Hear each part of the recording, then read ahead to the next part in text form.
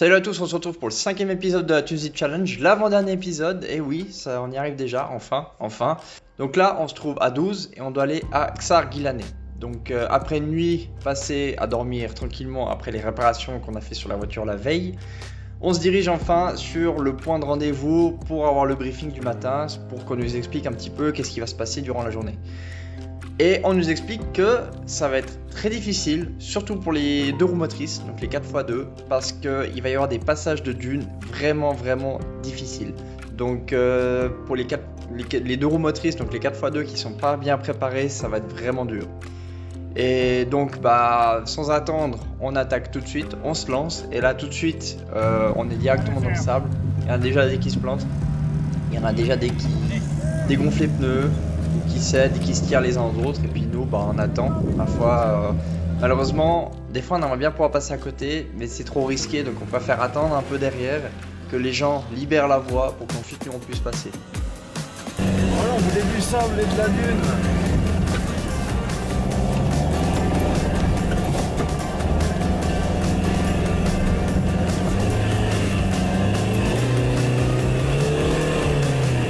Patine pas trop.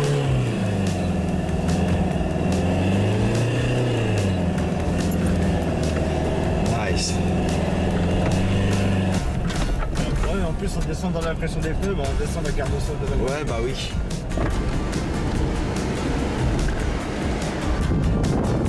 Ouais, il y a des tas de sable. Il y en a un qui a passé le balai dans le désert, il a fait un sacré bon boulot. Hein.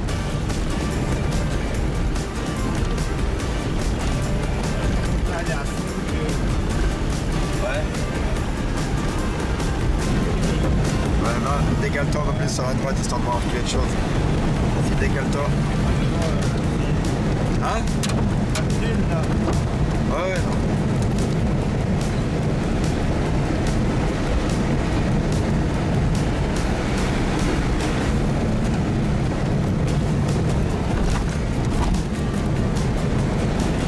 Là, ça va aller un peu à droite. Aïe, aïe, aïe, fais gaffe. Ça. Voilà.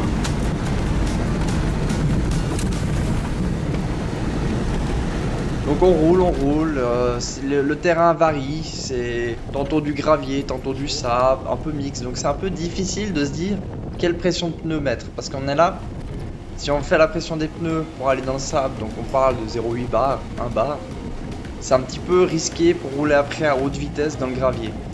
Et le problème c'est que c'est vachement alternatif, donc on sait là, bon on fout les pneus à 1,5 bar, on est dans le gravier, du coup on va arriver sur un point de dune, est-ce qu'on dégonfle les pneus? Est-ce qu'on les garde? Dur à dire. Donc du coup, des fois on les laissait tels quels, et puis quand on sentait que ça commençait un peu à patiner, on s'arrêtait, on les dégonflait.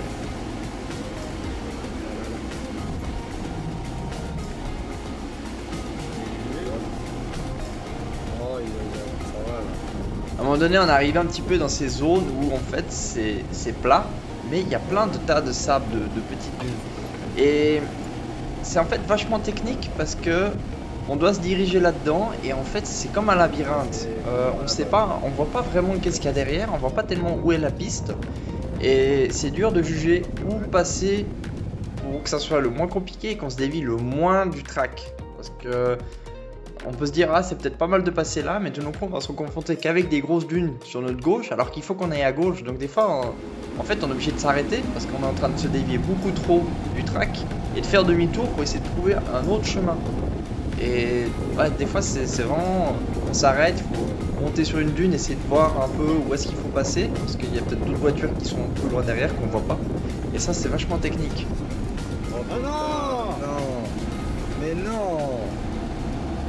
À un moment donné on arrive là justement à une zone, la première vraiment grande zone difficile, et Yannick il est arrivé un petit peu soft sur une espèce de petite bosse. À savoir qu'il y avait beaucoup de ces bosses qui étaient relativement pointues, donc en fait quand on arrive avec la voiture, il y a tout le dessous de la voiture en fait qui vient se racler sur cette dune. Donc si tu arrives avec trop de vitesse, tu as l'avant de la voiture qui tape, et du coup tu perds extrêmement de vitesse. Si tu arrives trop doucement, tu vas monter ta bosse, mais après le plancher de ta voiture va venir se poser en équilibre, donc du coup tu as tes roues avant qui vont patiner parce qu'il n'y a plus assez de poids dessus. Donc il faut trouver le juste milieu. Et là il arrive un petit peu soft et du coup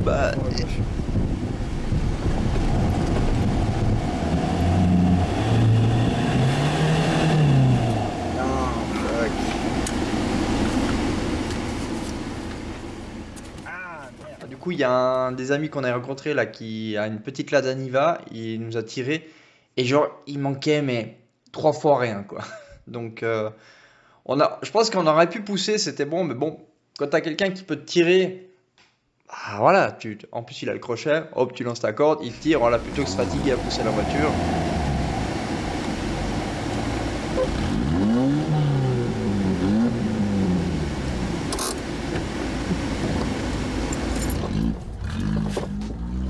Ça a pas grand chose, hein. Non.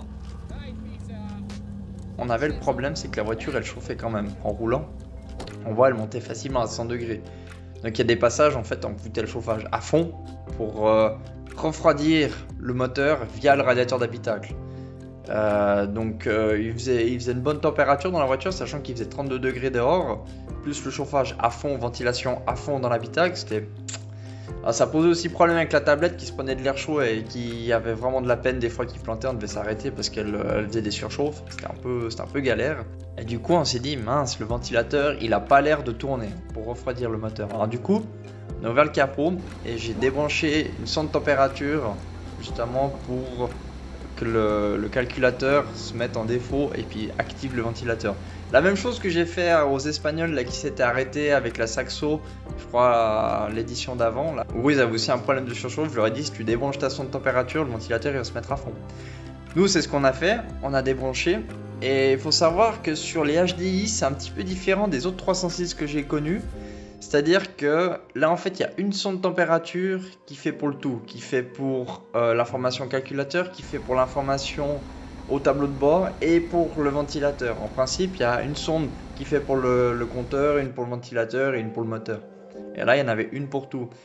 Et du coup en débranchant de cette sonde, alors ok le ventilateur lui il se mettait en vitesse 2 à fond, ça c'est ce que je voulais. Mais d'un autre côté on n'avait plus l'indication de température dans le tableau de bord. Donc l'aiguille elle était à 0, donc aucune information sur la température actuelle du moteur. Alors du coup pour savoir la température du moteur, en fait j'avais mon Caterpillar avec la caméra thermique et puis je regardais la température d'air qui sortait des bouches d'aération. Quand je voyais que c'était à 85, ça allait encore. Savoir que en vrai la température d'eau est plus chaude que la température d'air de sortie.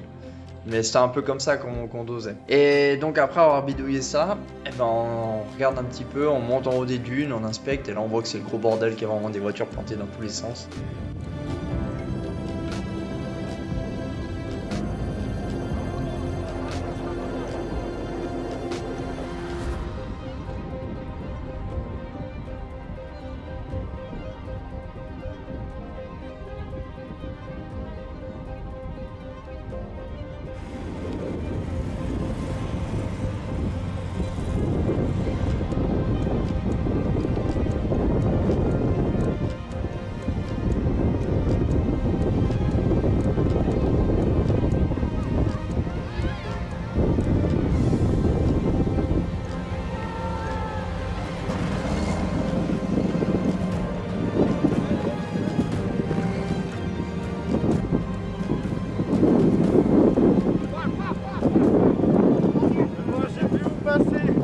T'as vu? Ouais. Ça va en fait, elles sont pas trop hautes les dunes. Ouais. Ok. Parce qu'il a dit qu'il faut braquer. Ouais. Donc elles sont trop basses. Ok, lui il va passer, il va rester à ton tour. Ouais.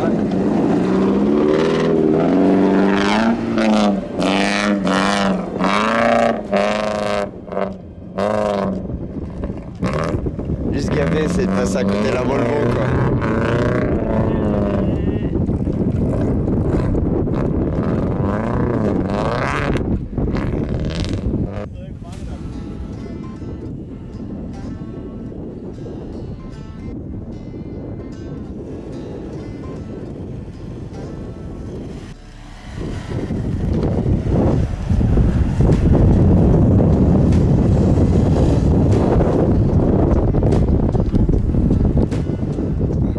Il s'arrête un petit peu plus loin parce qu'il y avait d'autres voitures plantées.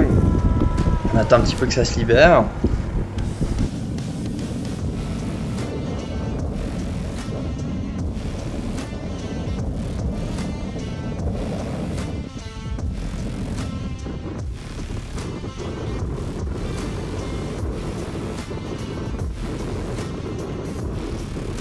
Et après, il se relance. Et là, j'ai eu très peur. Parce qu'il passe devant moi. Et du coup, je le vois tomber, enfin disparaître dans un trou.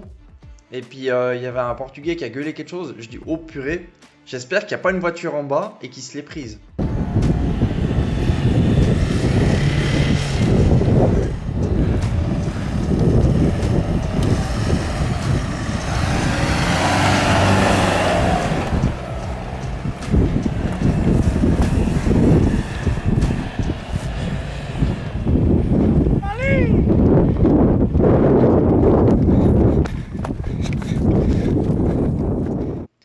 Moi je cours, je vois qu'il y a une voiture en bas, mais je vois que heureusement il a réussi à se foutre un petit peu en hauteur. Puis je regarde les traces, je vois que les traces, il est descendu, il a braqué, puis il est passé juste à côté de la voiture. Je dis oh purée, s'il était encore rentré dedans. It's good. Should come near me and then over there. Yeah.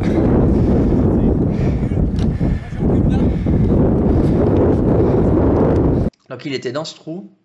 À savoir qu'après ça, j'ai pas filmé parce que je sais plus si j'avais plus de place ou j'avais plus de batterie. Mais bon, là j'avais besoin de mes mains pour pousser, pour aider. Donc j'ai posé la caméra et après, donc en gros, pour sortir ce trou, bah déjà il y avait cette Volvo qui était en bas. Ils ont galéré avec un 4x4 pour la sortir. Le 4x4 il galérait. Nous, on a attendu qu'ils partent. Après, je dis Yannick, tu recules à fond, tu montes le plus haut que tu peux et tu fous plein gaz. Et il est sorti sans problème. Donc avec les pneus bien dégonflés, cette Peugeot elle va nickel. Et après, bah, ça s'est suivi. Il y avait toujours cette Volvo qui restait bloquée devant nous, mais sans cesse. Faut savoir qu'il avait des pneus crampons qui étaient durs comme du béton. T'avais beau les dégonfler, les trucs ne s'écrasaient pas. Et qu'il était en propulsion sur une vieille Volvo qui était vidée, donc il n'y avait plus de poids derrière. Donc en fait, il faisait que de se planter sans arrêt. Il était toujours devant nous à se planter dans des zones. Et la dune comme ça, lui il est au milieu. Donc passer sur les côtés, c'est trop risqué. Donc on était sans cesse à aller l'aider, à le sortir, à le pousser. Mais grilles des ensablages, elles ont été, je crois, utilisées uniquement avec sa voiture et puis une autre Renault 5. Mais jamais pour nous. Et je pense que facilement 5 fois, on est resté arrêté, bloqué derrière lui. Donc ça venait fatigant à la longue. Donc après qu'on est parti de ce gros amas de sable, on a roulé. Eux, bah, sur la pierre, eux ils roulent parce qu'ils n'ont pas trop de soucis à se faire. Sous la voiture, il n'y a plus rien. Ils ont des pneus pierre, donc ça, c'est vraiment pas un problème. Et beaucoup plus loin, bah là, de nouveau, on s'est retrouvé de nouveau bloqué derrière eux à attendre. C'était une grande montée de sable aussi. J'ai pas beaucoup filmé. Il me semblait que j'avais filmé, mais je ne sais pas pourquoi j'ai pas filmé. Mais bon, on était fatigués, on avait vraiment envie de rentrer. Là, va falloir prendre une chienne de vitesse là. Ouais, c'est long à monter. Ouais. On est gonflé. Vous allez remonter là? Ouais, on a monté à Ouais, faut bien les monter là. Là, il y a une bonne montée dans les dunes là. Oh, il faut chiant, c'est en gros. Oh putain. On est gonflé. Ouais, je te conseille de dégonfler parce qu'il y a une sacrée montée là. Allez, tout le temps que t'es marreux, c'est affreux. Nous on passe en problème. Bah oui, on a remarqué, ouais. À la limite, ils vont reculer jusqu'ici pour prendre de l'élan. Ouais. Tu recules ici, toi t'y vas. Ouais. Et ça monte. Hein. Ça monte presque tout en, pas tout en haut, mais à moitié quoi. Ouais. De toute façon, moi je la grase et ça. Ouais, faut y aller quoi. À la limite, descends les pneus à 0,8 devant. Ouais. J'ai remis la cage départ de toi. Ah. Là, c'était un petit peu surestimé, là, 4 heures pour passer le. Ouais. Non, on est passé relativement sans problème, c'est juste d'être avancé pas devant quoi. Bah oui, moi aussi, hein, c'est la Mercedes qui était. Ouais. C'était... Oh, c'est plutôt sur la Volvo là qu'on attendait qu'il avance. Parce que...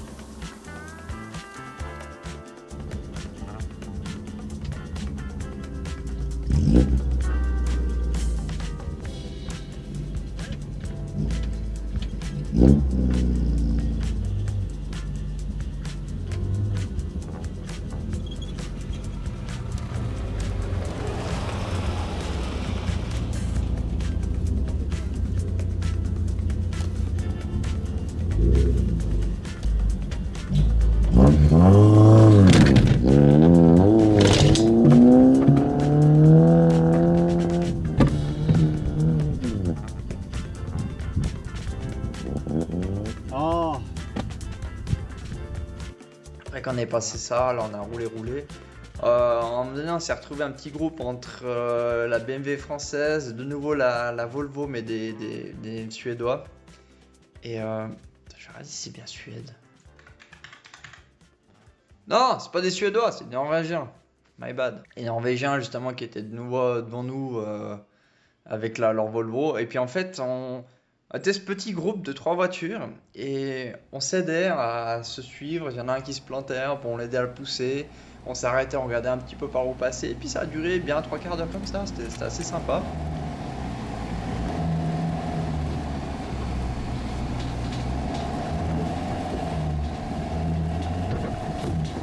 Attends.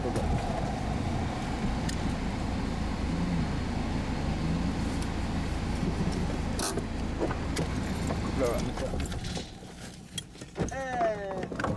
hello again. Almost.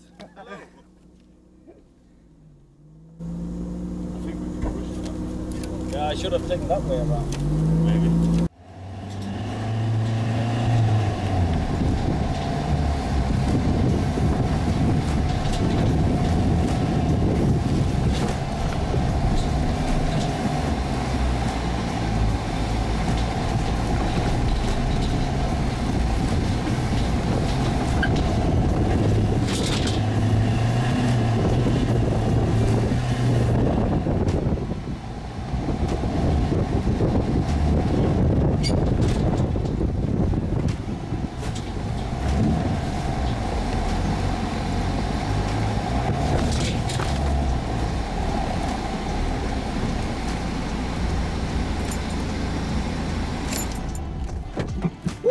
Good driving.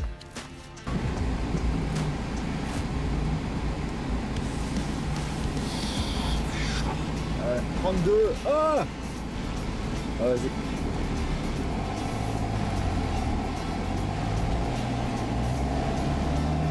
On a 80 degrés à la sortie là. Ouais.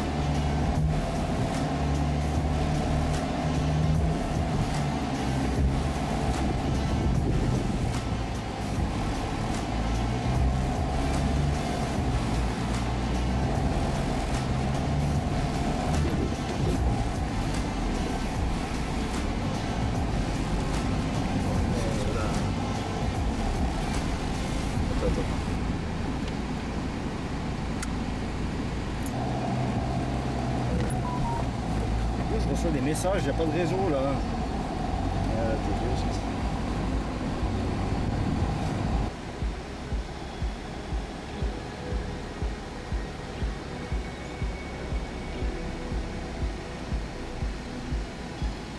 Let's go now.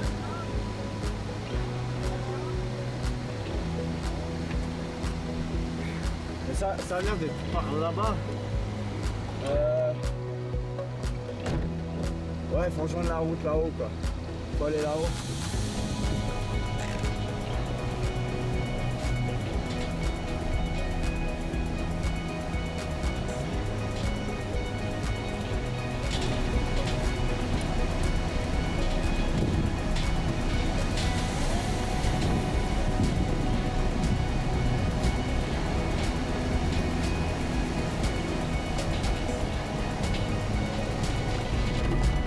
Bon, en gros, là, on a un câble de frein à main, il prend trop, il fait que le frotter et ça tire dessus. Et on n'a pas trop le temps de s'arrêter. Du coup, j'ai réussi à choper ça dans la caisse outil derrière. Et je vais le couper là.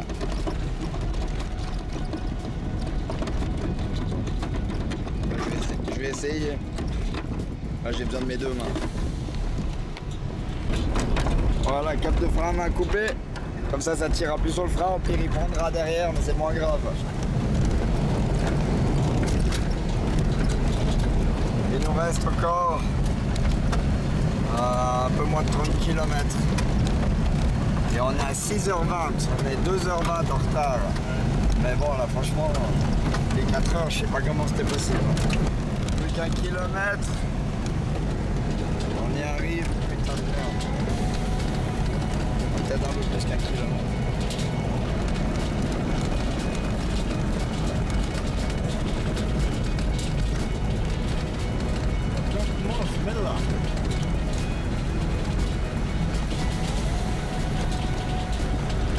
Yes, là je crois.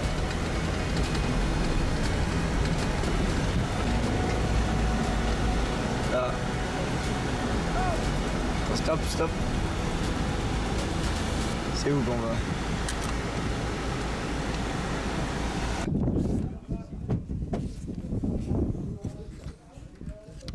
Et on a enfin arrivé au bivouac. Alléluia.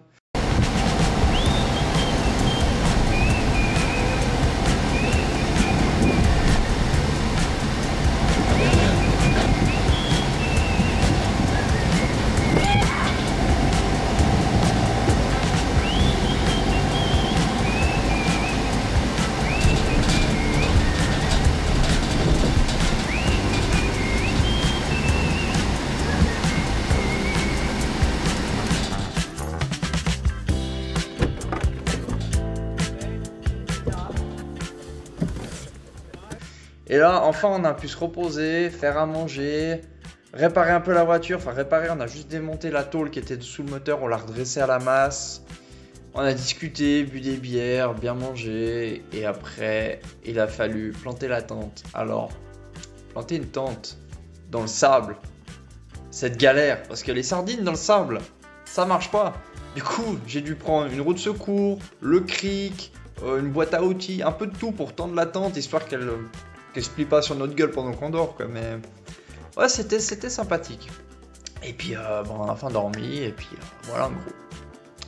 Voilà en gros ce que c'était ST4, 5e épisode. C'était une chier de sable. Mais c'était franchement sympa. Bien plus sympa que les autres étapes qu'on a eues. Elle était beaucoup plus dure, mais c'est ce qui l'a rendu sympathique, parce qu'il y avait un peu de challenge. L'autre qu'on a eu où c'était de la ligne droite à perte de vue, ça c'était juste long et chiant et fatigant. Donc puis la voiture elle a pris cher. Donc voilà. Donc du coup, prochain épisode, dernier épisode où là on fait Ksar Gilaneh jusqu'à Djerba. Et après on a enfin la remise des prix, fin de la course. Et après il restera de remonter de Djerba jusqu'en Suisse. Voilà, n'hésitez pas à vous abonner, hein. Vous êtes seulement 9,7% à regarder les vidéos qui sont abonnés. Si je passe le cap des 1000 abonnés, ça va me débloquer pas mal de trucs pour YouTube, ça va m'aider à être plus visible par l'algorithme. Donc n'hésitez pas à vous abonner, ça vous coûte rien, juste appuyer sur le bouton. Ça m'aide franchement pour avoir plus de visibilité. Sur ce, à la prochaine vidéo.